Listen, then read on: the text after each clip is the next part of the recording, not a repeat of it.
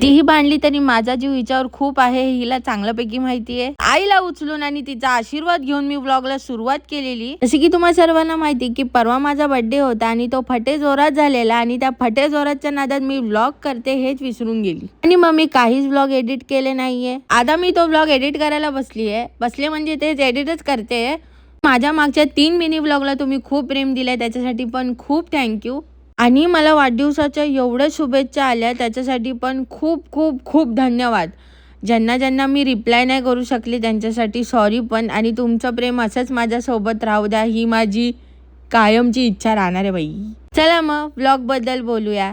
जसं की आज आपला बर्थडे आहे म्हणून मी या गरिबांना घेऊन चालली होती हॉटेलमध्ये जेवायला.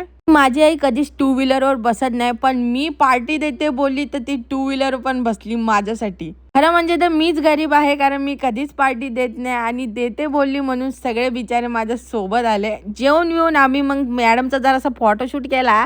नंतर आम्ही जाम जेवलो होतो म्हणून ते जिरवण्यासाठी थोडासा राऊंड मारला, कारण संध्याकाळी मी बनवणार होती बिर्याणी, ती पण चुलीवरची. आणि खरं म्हणजे तर आईच बनवणार होती. तिने मला सगळी सामग्री आणून दिली आणि मी चुलीवर मस्तपैकी बिर्याणी बनवली.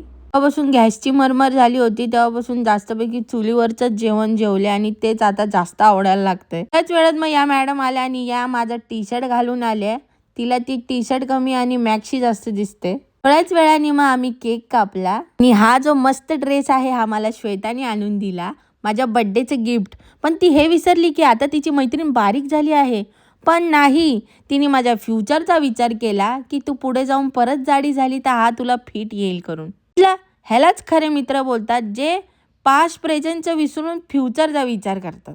बिर्याणी वगैरे खाऊन झाल्यानंतर माझी दुसरी पलटण आली आणि त्यांनी पण माझ्यासाठी केक आणला. केक कापून मग आम्ही सगळे बाहेर बसलो मस्तपैकी गप्पा मारत. मी विचार करत असेल ना की बर्थडे तर नॉर्मल झाला, पण मी फटे जोरात का बोलली, कारण या दोघांनी मला पहाटेपर्यंत जागा ठेवलेला आणि दुसऱ्या दिवशी मी झोपून गेली आणि व्लॉगच एडिट केला नाही.